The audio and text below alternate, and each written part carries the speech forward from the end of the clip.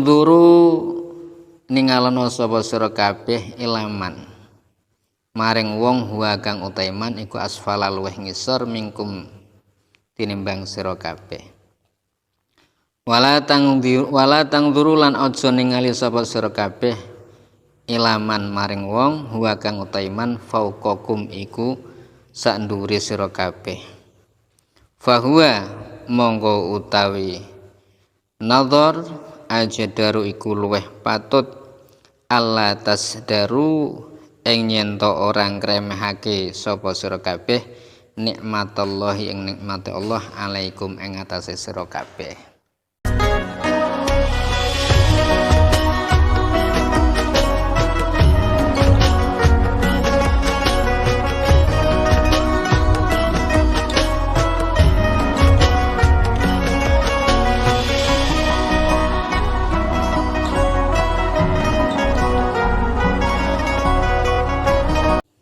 Bismillahirrahmanirrahim. Alhamdulillahirabbil alamin. Wassalatu wassalamu ala asyrafil anbiya'i wa imamil mursalin sayyidina wa maulana Muhammadin wa ala alihi wa sahbihi ajma'in. Rabbi shrah li sadri wa yassir li amri wahlul 'uqdatam min lisani yafqahu qawli amma ba'd. Qala al-mu'allif rahimallahu ta'ala wa naf'a bihi wa bi ulumi fid darin. Qala bismillahirrahmanirrahim. Qala Rasulullah sallallahu alaihi wasallam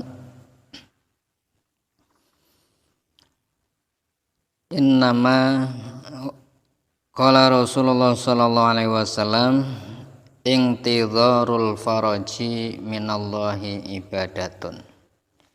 Intidharul faraji utawi ngenteni kebuka utawa ngenteni kejembaran minallahi saking Allah ibadatun iku ibadah.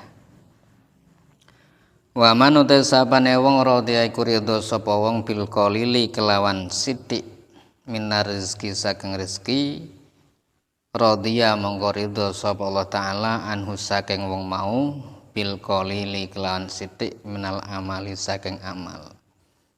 Rawahu Ibnu Abi Dunya. Jadi gini, menunggu kemudahan, menunggu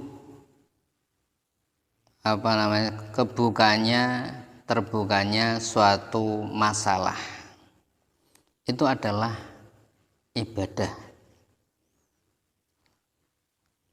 Jadi sebenarnya banyak orang itu mempunyai banyak masalah. Kadang bab rezeki kita cari kemana-mana, apalagi zaman sekarang. Katakanlah zaman sekarang ini masih dalam keadaan krisis global, ya, krisis global. Nah, banyak orang itu merasa menghadapi hidup ini sangat sulit. Nah, kalau yang tidak berpegang teguh dengan keyakinan, tidak menganggap menunggu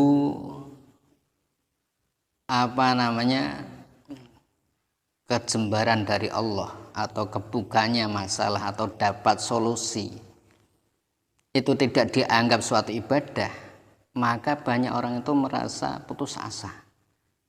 Nah, ini sangat bahaya. Makanya alhamdulillah ada hadis yang mengatakan bahwa menunggu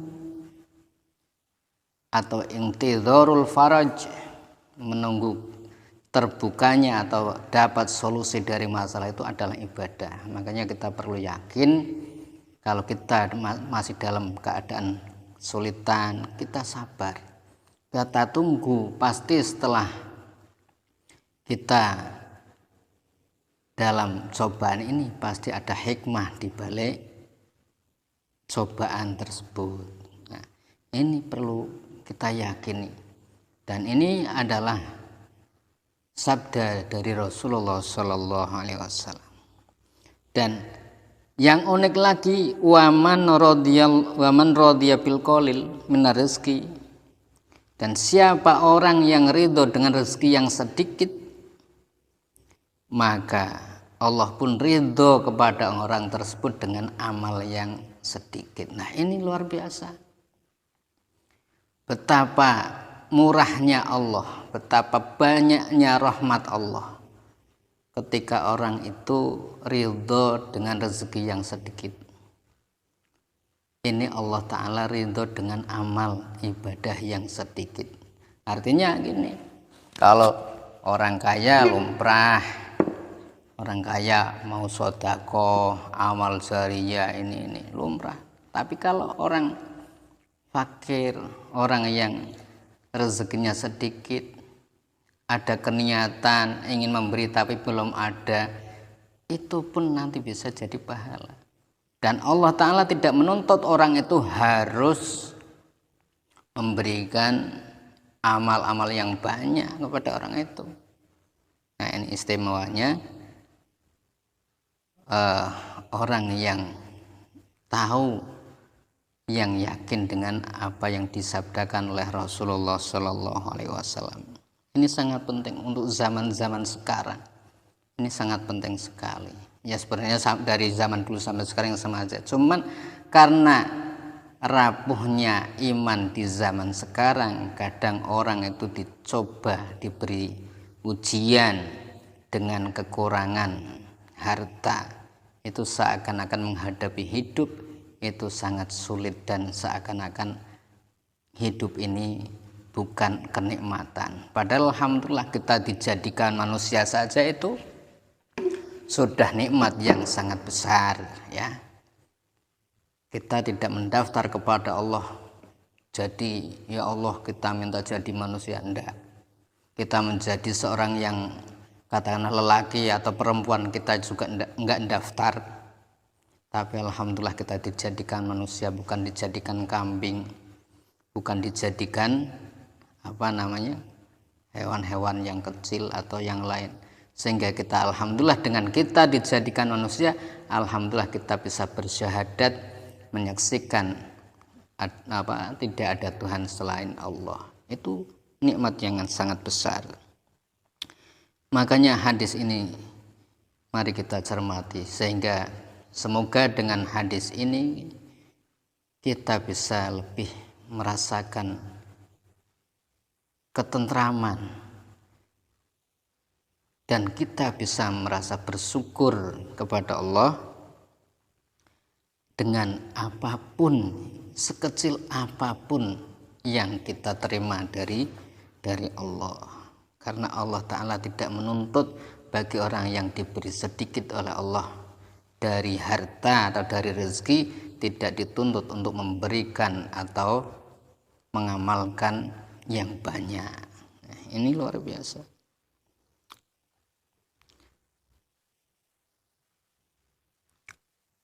Qala Rasulullah Sallallahu Alaihi Wasallam.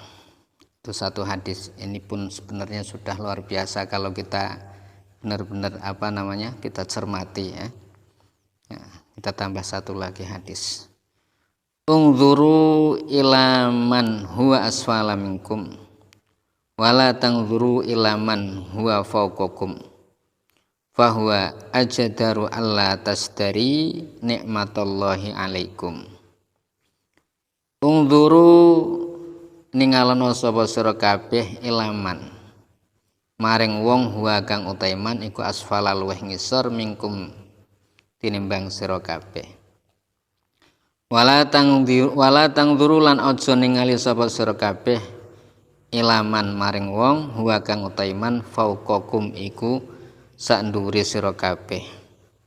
Fahuwa monggo utawi nazar ajdaru iku luweh patut alla tasdaru ing nyento orang kremehake sapa sira kabeh nikmatallahi ing nikmate Allah alaikum ing atase sira kabeh. Nah, dan sabda Rasulullah sallallahu alaihi wasallam, kita di masalah harta terutama itu harusnya melihat orang yang lebih di bawah daripada kita. Jangan kau lihat orang yang lebih tinggi daripada kita, terutama di masalah harta. Karena Kalau kita melihat masalah rezeki ataupun harta, kita melihat yang di bawah kita, nanti kita akan merasa bersyukur dan akan timbul rasa syukur itu sendiri. Tapi kalau kita melihat masalah harta ataupun rezeki kepada orang yang di atas kita, kita tidak akan bisa mensyukuri kenikmatan Allah yang diberikan kepada kita. Dan kita kadang terjadi bisa meremehkan nikmat-nikmat Allah. Banyak contoh.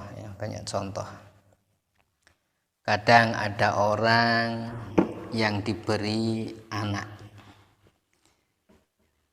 tapi diberi rezeki tidak terlalu banyak, sehingga orang itu merasa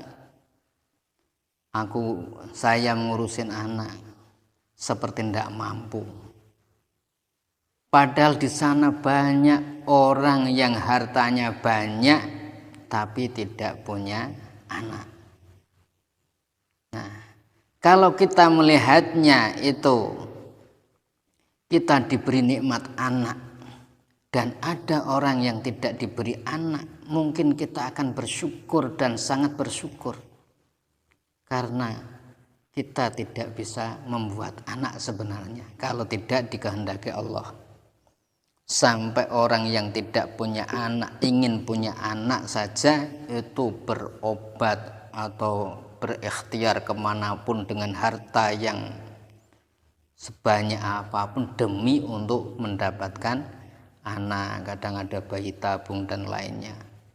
Tapi orang yang diberi anak hanya karena dia itu melihat orang yang kaya, itu merasa dia itu kadang putus asa, mengurus anak tidak mampu, merasa susah dan susah, sehingga seakan-akan dia itu putus asa, sehingga orang itu tidak bisa menikmati hidupnya dan akan selalu merasa kurang dan berkurang.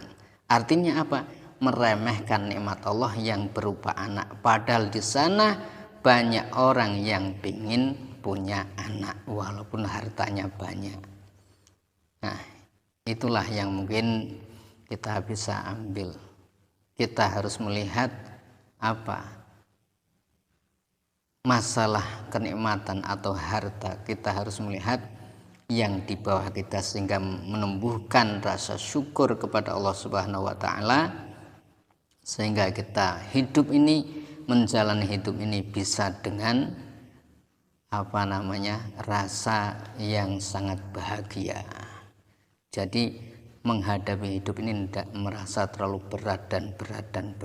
Itu mungkin yang bisa saya sampaikan. Semoga ini bisa bermanfaat untuk kita semua, untuk menjalani hidup ini biar kita itu merasa senang dan merasa bersyukur kepada Allah Subhanahu wa taala. Assalamualaikum warahmatullahi wabarakatuh.